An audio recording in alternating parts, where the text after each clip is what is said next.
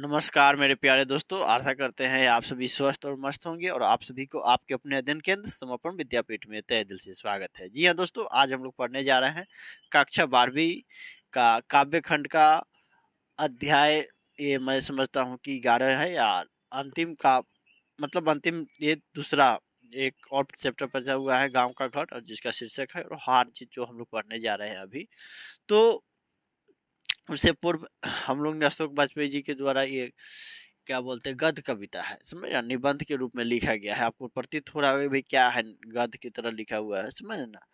तो इसको पढ़ने के बाद हम लोग को पता चलेगा कि क्या है अथवा नहीं है, समझ ना। और इसमें शब्द निधि है भैया, खेत रहना, मार जाना, मारा जाना, मशक वाला, पानी रखने वाला, चमड़े का थैला, मशक रखने वाला। अब देखिए भैया, थोड़ा सा देखिएगा थोड़ा। तो इसको हम लोग अध्ययन करते हैं और आप लोग देखिए भैया, मेरा प्रयास रहता है ना कि आप लोग एक एक लाइन को समझ ले, और ताकि आपको किसी पर आश्रित होने का यह नौबत ना आए। कहने का मतलब यह है भैया कि आप जो सुनिएगा अपने से जाकर परीक्षा भवन में लिख सकते हैं। मैं प्रयत्न करता हूँ, हो सकता है मेरा प्रयत्न आपके लिए उतना सकार ना हो। जहाँ तक मुझे लगता है कभी कभी कि भाई आप लोग कुछ नहीं बताते हैं, कुछ लोग बताते हैं, कुछ लोग नहीं बता पाते हैं, तो ये उनका व्यक्तिगत मसला है। बाकी आप लोग तो क्या पढ़ रहे हैं नहीं पढ़ रहे तो आप नहीं ना जान रहे ना, मुझसे बेटर तो आप ही लोग ना जानते हैं। अपने बारे में कोई भी व्यक्ति अपने बारे में उससे ज्यादा कोई नहीं जानता है, समझ ना। चलिए, वे उत्सव मना रहे हैं, सारे शहर में रोशनी की जा रही है। उन्हें बताया गया है कि उनकी सेना और रथ विजय प्राप्त कर लौट रहे हैं, समझ ना।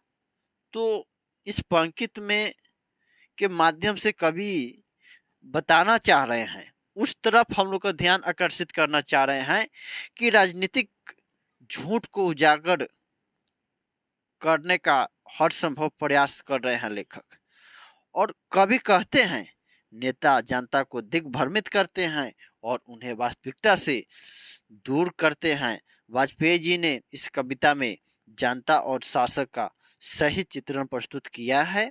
शासक वर्ग भोली भाली जनता को गुमराह करके खुद सुख भोगती है। कवि ने जनता को जागरूक करने का हर संभव प्रयास किया है, चेष्टा की है, समझ ना। तो कवि कहते हैं कैसे, अब देखिए, नागरिकों में नागरिकों में से ज्यादातर को पता नहीं है कि किस युद्ध में उनकी सेना और शासक गए थे, युद्ध किस बात पर था, यह भी नहीं कि शत्रु कौन था, पर ये विजय पर्व मनाने की तैयारी में व्यस्त हैं। विजय पर्व मनाने की तैयारी में व्यस्त है।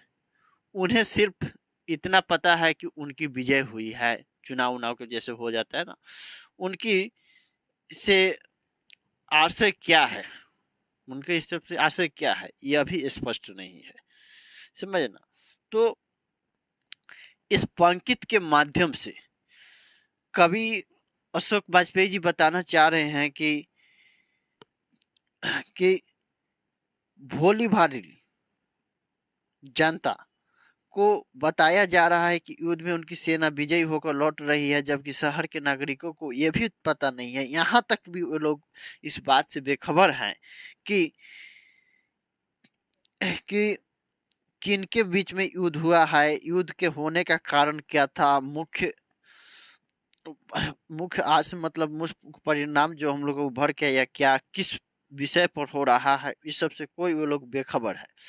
कभी कहना चाहते हैं कि सत्ताधारी लोग जनता को वास्तविकता से दूर रखते हैं। लोगों को तो पता ही नहीं है कि आखिर युद्ध किसे हो रहा है, किससे हो रहा है। जनता को यही बताया जाता है कि उनकी विजय हुई है, समझ है ना।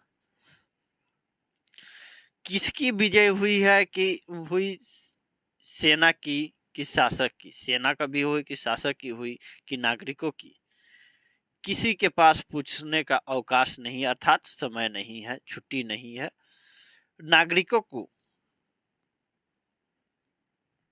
नागरिकों को नहीं पता कि कितने सैनिक गए थे और कितने विजयी वापस आ रहे हैं। लोग तो ये नहीं खोजते हैं कि हाँ भाई युद्ध करने को गए थे जब 100 सेना गए हुए थे, तुमको लगभग 10 सेना आ रहे हैं, 20 सेना आए कि कितने लगभग थोड़ा सा देखिएगा, आई एम बोल रहा हूँ मैं, क्षेत्रीय भाषा है तो इसका प्रभाव आ ही जाता है।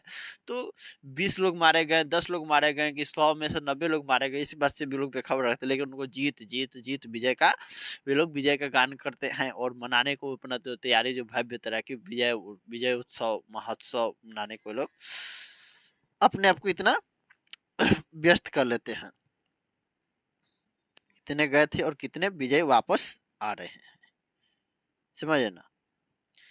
तो इस पंक्ति के माध्यम से लेखक तो हमेशा इसका जो केंद्रीय भाव है कि भैया राजनीतिक झूठ को उजागर किया गया है।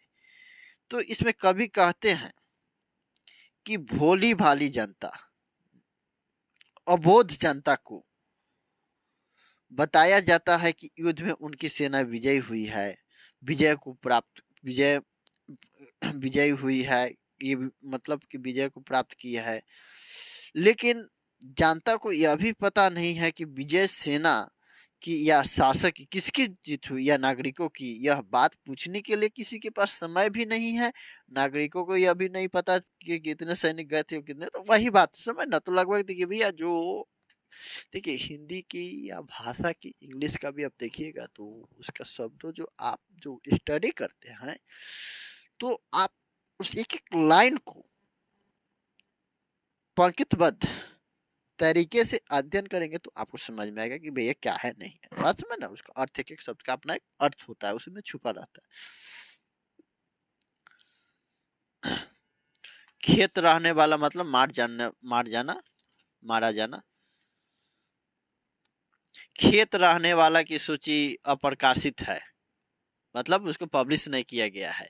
सिर्फ एक बूढ़ा मशक वाला है जो सड़कों को सींचते हुए कह रहा है कि हम एक बार फिर हार गए। मतलब ये कह रहा है कि हम एक बार फिर हार गए, समझिए ना, हार गए हैं। और गाजे बाजे के साथ जीत नहीं, हार लौट रही है, उस पर कोई ध्यान नहीं देता है। और अच्छा यह है कि उस पर सड़कें सींचने भर की जिम्मेदारी है। सींचने, सड़कें सींचने, खींचने नहीं, सींचने भर की जिम्मेदारी है, सच को दर्ज करने करने या बोलने की नहीं, समझे ना। तो वे जो कहते हैं मतलब कि, तो इसमें कवि कहते हैं कि खेतों में रहने वाला अर्थात किसान, श्रमिक, मजदूर जिन्होंने स्वतंत्रता में अपना भरपूर योगदान दिया, उनकी तरफ से किसी का ध्यान आकर्षित नहीं है। बूढ़ा मशक वाले सड़कों को सींचते हुए देश के बुद्धिजीवी वर्गों की ओर से कहते हैं कि हम लोग एक बार फिर हार गए और गाने बाजे के साथ जीत नहीं, हार लौट रही है, लेकिन उस पर कोई ध्यान नहीं देता। और अच्छा है क्योंकि वह राजनीति की जिम्मेदारी से मुक्त है। समझ, राजनीति की जिम्मेदारी भी होता है ना, तो ये अपना उससे मुक्त है। और सच को दर्ज करने या बोलने की नहीं, जिन पर है वे सेना के साथ ही जीत कर लौट रहे हैं, समझे ना। तो इस पंक्ति के माध्यम से लेखक कह रहे हैं कि शासक और सत्ताधारी वर्ग कभी भी अपनी हार की घोषणा नहीं करता, वह अपनी हार को भी विजय के रूप में प्रस्तुत करता है तथा जनता को यह स्वीकार करने के लिए विवश करता है। उन्हें मतलब इतना विवश करता है कि वह उसे बलवान और समर्थवान समझने लगते हैं। तो मतलब इसका जो है ना भैया कि आप इसको पढ़िएगा जब, तो आपको मतलब और आसानी से समझ में आएगा।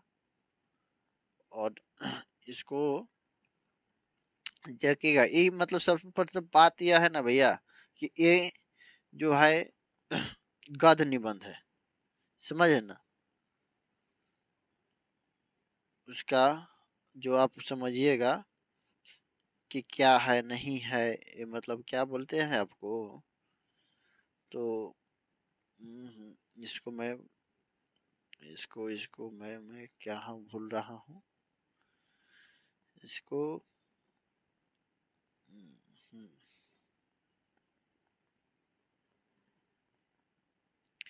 इसको मैं क्या कर रहा हूँ, देखिए थोड़ा सा फिर टेक्निकल डिफॉल्ट हो गया। इसको एक बार पढ़ लीजिएगा और यहाँ से जो प्रश्न है इसको आप लोग पढ़िएगा, और आपको समझ में नहीं है तो फिर आप लोग मुझे सूचित कीजिए, फिर इस पर भी हम लोग ध्यान देंगे। ठीक है, मिलते हैं दोस्तों अगले क्लास में, तब तक मुझे याद रहिए। जय हिंद, जय भारत।